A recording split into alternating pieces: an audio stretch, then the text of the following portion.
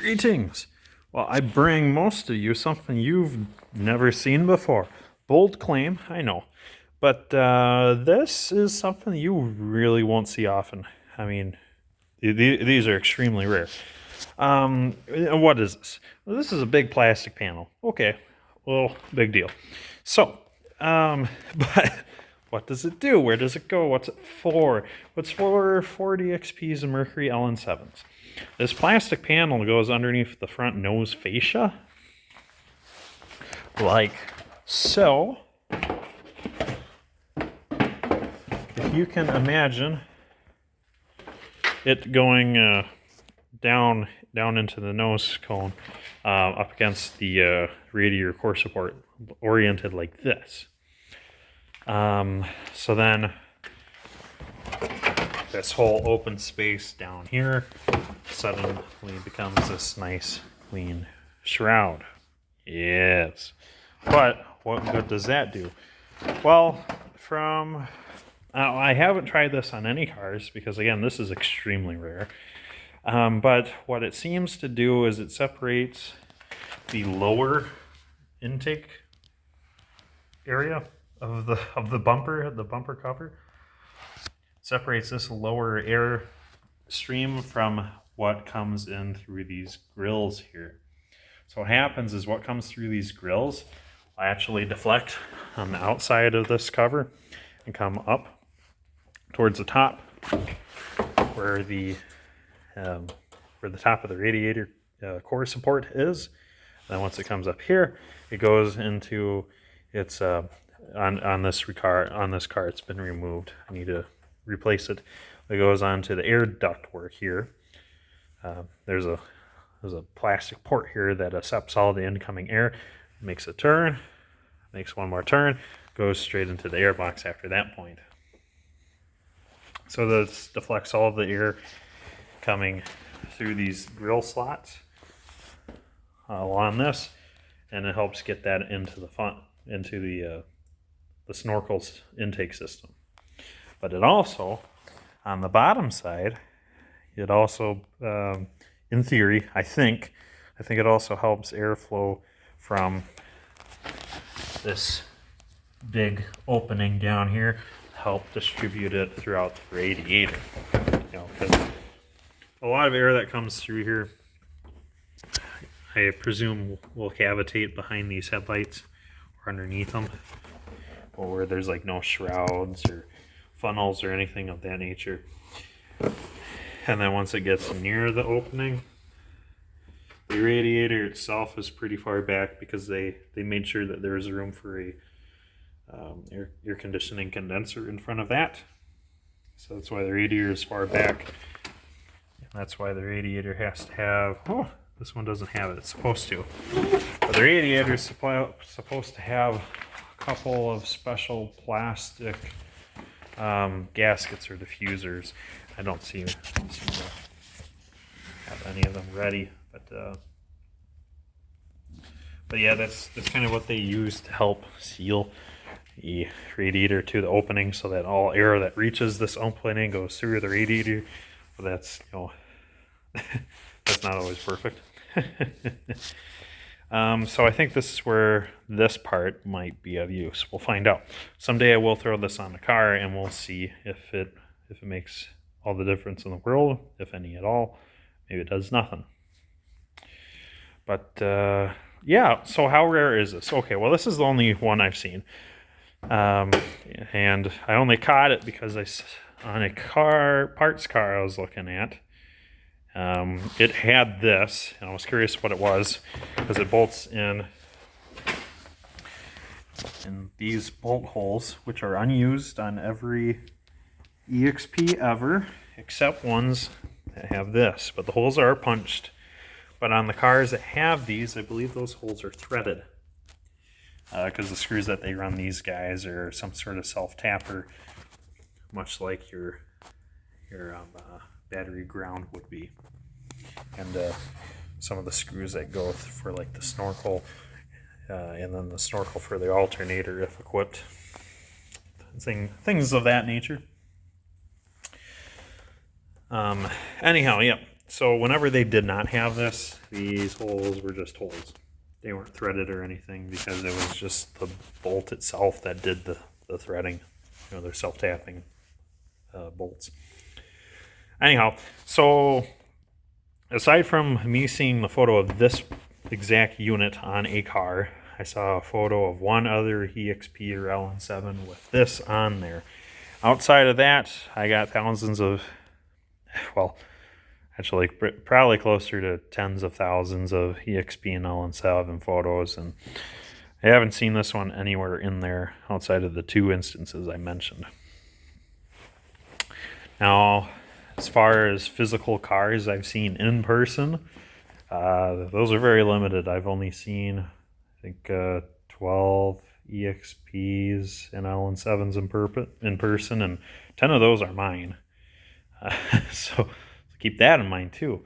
But you know, not a single one had these, nor the threaded holes for it, but most of them did have the holes. Now this part, here's the part number. If you have some way of visiting your Ford dealer to look that up, go ahead and do so. But then it also has what's odd. It was extremely rare for Ford to do this on any of these EXP parts, but they actually did a month, date, and year production code on this thing. Now, a lot of parts, they usually have like a grid or a table, and it would have years on the top and months down below, or vice versa. And then somewhere in that grid, they'd poke a dot for every year that went up. And on this one, it's old enough that it actually has these stars. It has this time wheel, I'll say. So it says that it was made on the 3rd month, so March. Let's see, that'd be March 26th of 1981. So this was real early, because the first production cars left the line on February, I think, 16th, but definitely 1981, February. So this came shortly after those first cars rolled off the line.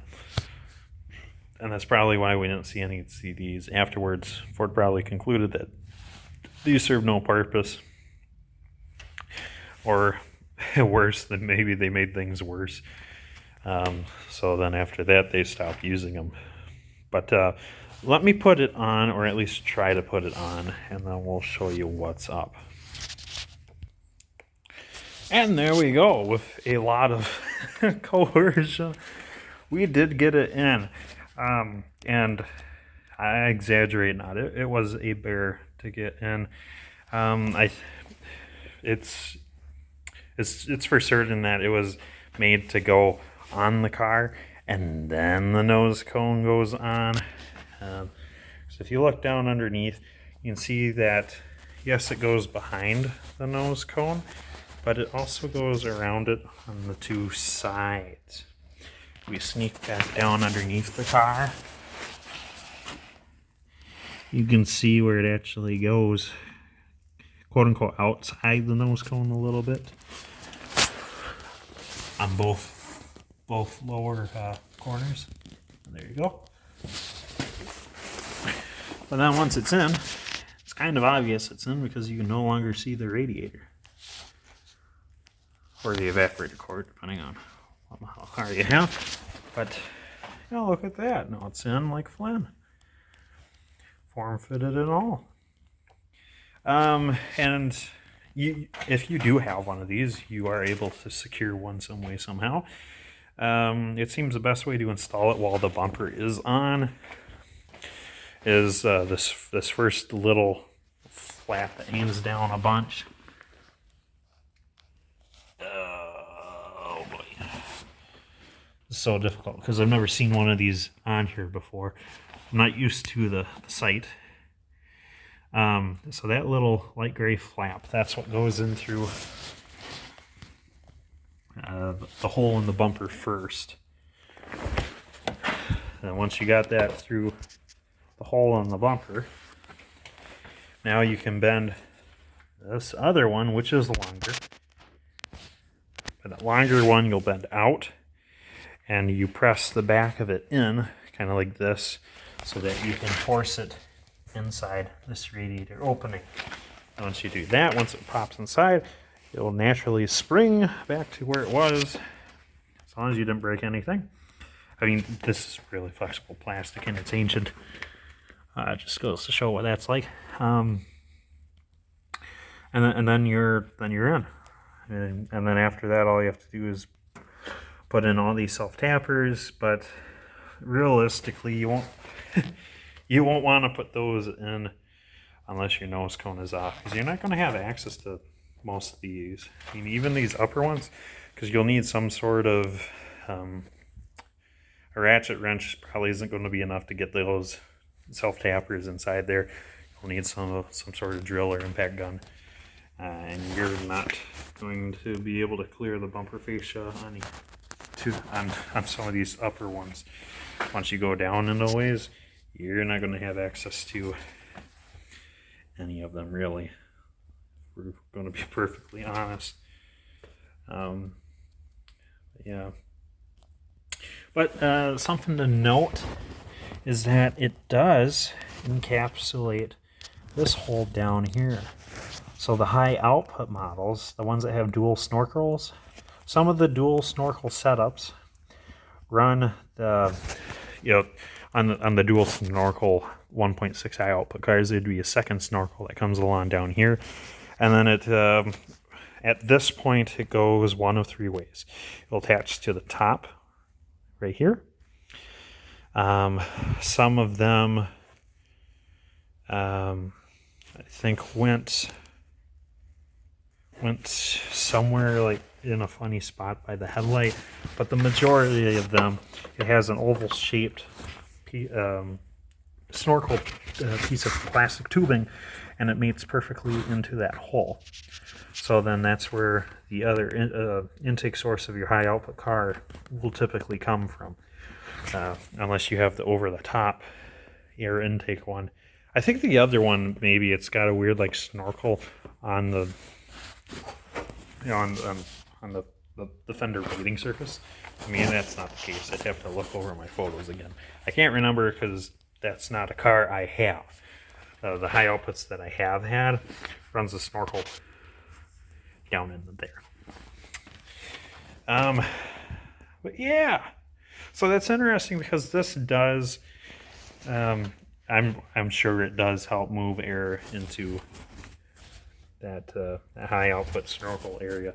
You can see here that they went out of their way to make sure that it did encapsulate that. But for whatever reason, they did have this little square notch out here, and I think that's to help influence the air to go in there. So instead of it continue tapering up and into the radiator opening, because the opening stops right about here, that's where that wall is. So airflow is probably best the way they designed it. Then over here, they left that porthole open actually, and I haven't really seen anything inside that air hole opening aside from a cooling snorkel or ductwork to go only to the alternator. I've seen a couple of those, but those are pretty rare. So if I managed to secure one, that's something I could do. I could install that correctly.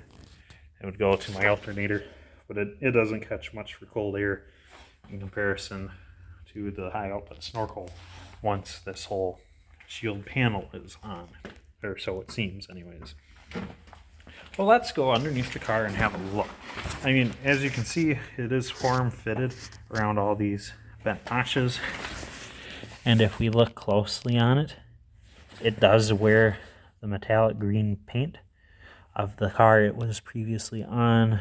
I don't know if it's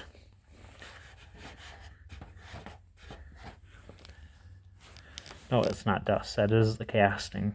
So when they put this on the car, they masked around it, I think, and then they shot the whole car green. So I bet the car that this came off of will have a black shadow from where this guy was, or maybe a pink shadow, because these guys Ford used pink primer. That's what that is. Some of the primer, maybe Bondo, but these do have a pink shade of primer to them. So you might have a pink shadow in this shape if you did have one of these shields on. But we go up underneath.